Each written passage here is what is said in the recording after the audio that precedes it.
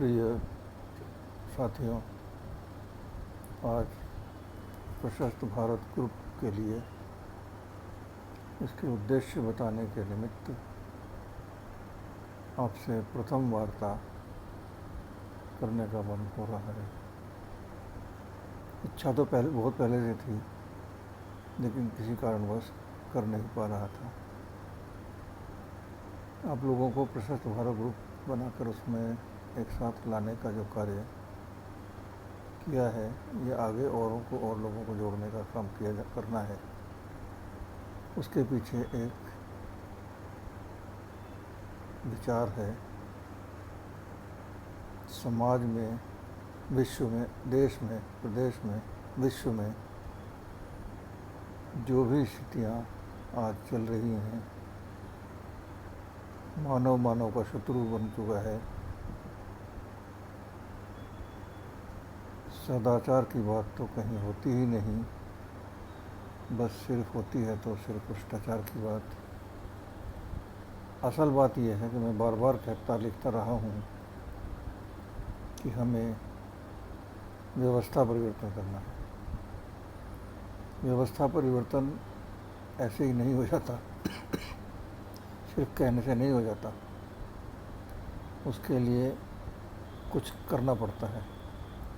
व्यवस्था परिवर्तन की आवाज़ लगाकर अनेकों राजनीतिक दल पैदा हुए,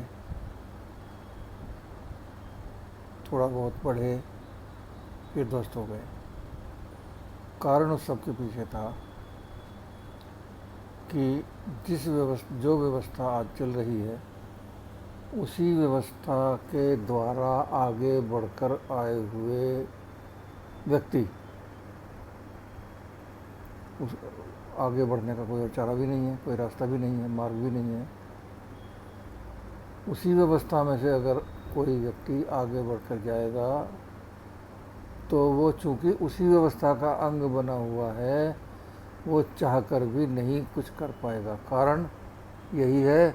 और इसी कारण से आप लोग देखते होंगे, लोग बाग मंत्री, प्रधानमंत्री, राष्ट्रपति बनकर रिटायर हो जाते हैं और बड़ी बड़ी पोस्ट धारण कर रिटायर हो लेते हैं।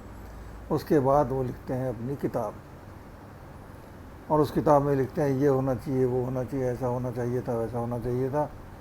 तो भाई सवाल ये उठता है कि आप जब पदों पर थे, आप इतने ऊंचे पदों पर रहे, तो आपने वो सब क्यों नहीं किया? तो उसका जवाब वो तो ना तो उनसे कोई पूछता है, ना वो किसी को जवाब दे सकते हैं। लेकिन उसका जवाब है, वो किया नहीं इसलिए नहीं हुआ कि किया नहीं। वो करना तो चाहते थे, लेकिन उनके दिमाग में था ये होना चाहिए, वो होना चाहिए, लेकिन वो इसलिए नहीं कर पाए क्योंकि वो भी उसी व्यवस्था का हिस्सा रहे हैं, और ये व्यवस्था उन कामों को करने नहीं देती, अलाउ नहीं करती, उसके लिए आज्ञा नहीं देती। इसीलिए वो काम संभव नहीं हो पाते हैं। इसके लिए हमें नए सिरे से नई व्यवस्था के माध्यम से, इसी व्यवस्था में तालमेल मिलाते हुए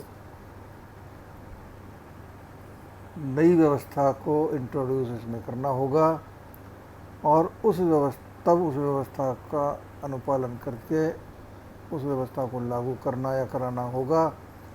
तभी आप और हम अपने समाज का, अपने देश का, अपने संसार का, अपनी धरती का उद्धार और कुछ भला कर पाएंगे, कल्याण कर पाएंगे। आप लोगों ने एक शब्द सुना होगा, बहुत लोगों ने सुना होगा, कृण्वन्तो विश्वमार्यम। ये वेद मंत्र का एक हिस्सा है। इंद्रम वर्धन्तो अप्सुरा कृण्वन्तो विश्वमार्यम। हम श्रेष्ठता को बढ़ाते हुए इंद्रम वर्धन्तो, इंद्र का मतलब है राजा, राज्य को बढ़ाते हुए, वर्धन्तो बढ़ाते हुए। कौन से राज्य को? जो राज्य, चूँकि ये काम स्वयं व्यक्तिगत रूप से नहीं संभव नहीं है, ये राज्य व्यवस्था के द्वारा संभव है।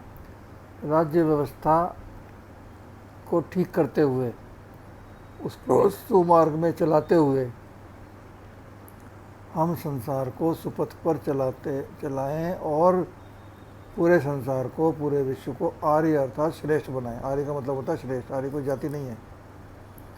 आर्य का मतलब है श्रेष्ठ, वो गुणों से श्रेष्ठ हो, कर्मों से श्रेष्ठ हो, वो श्रेष्ठ। आर्य संस्कृति के वाहक बनकर हम उस विश्व को श्रेष्ठ बनाएं। लेकिन विश्व श्रेष्ठ कैसे बनेगा? कहते हैं कि साहब खुद को सुधार लो, जग सुधर जाएगा। खुद को कैसे सुधार लें? व्यवस्था बदलने के लिए एक ऑफिस में पोस्टें निकली 100,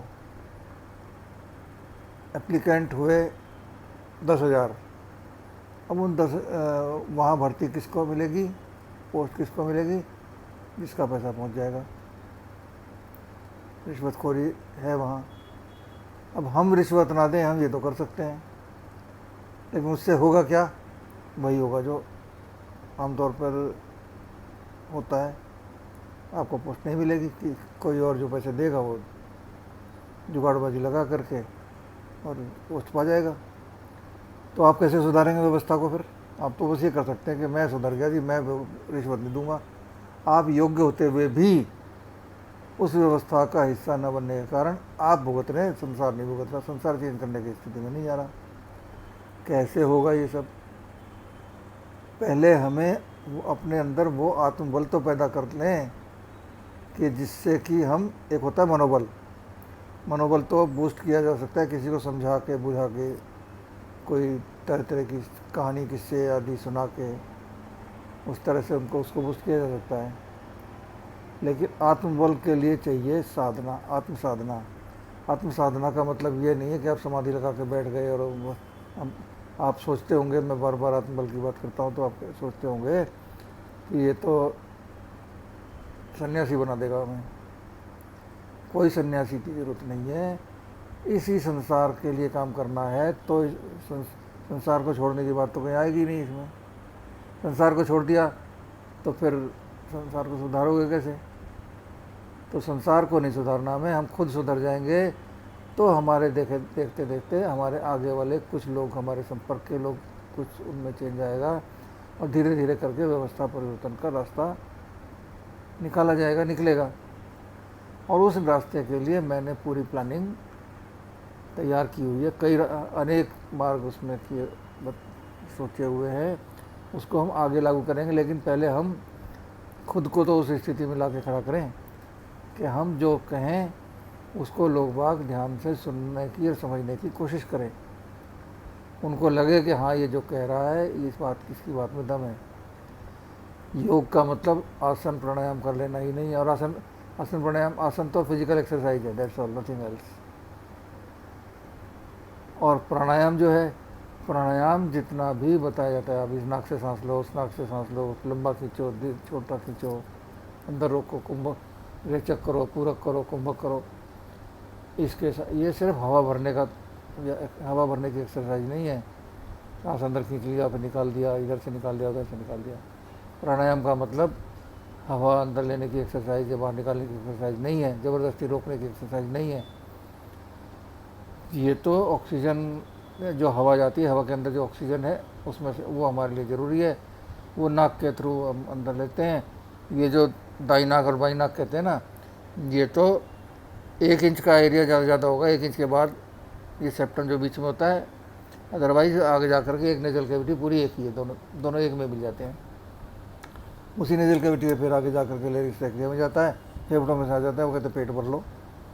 आपने सुना होगा बहुत से लोग, इतना सांस लो पेट फूल जाना चाहिए आपका।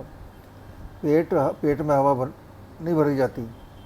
पेट तो इसलिए बाहर को आता है कि चूँकि आपकी छाती में जब हवा भर जाती है, छाती में सांस लेने की जगह नहीं होती और हवा की जरूरत होती, तो वो आपका जो डायफ्राम है, पेट को छाती के हिस्से को अलग करने वाला, वो फैल करके नीचे को बढ़ता है, तो उससे पेट थोड़ा सा बाहर को निकलता है, नथिंग एल्स।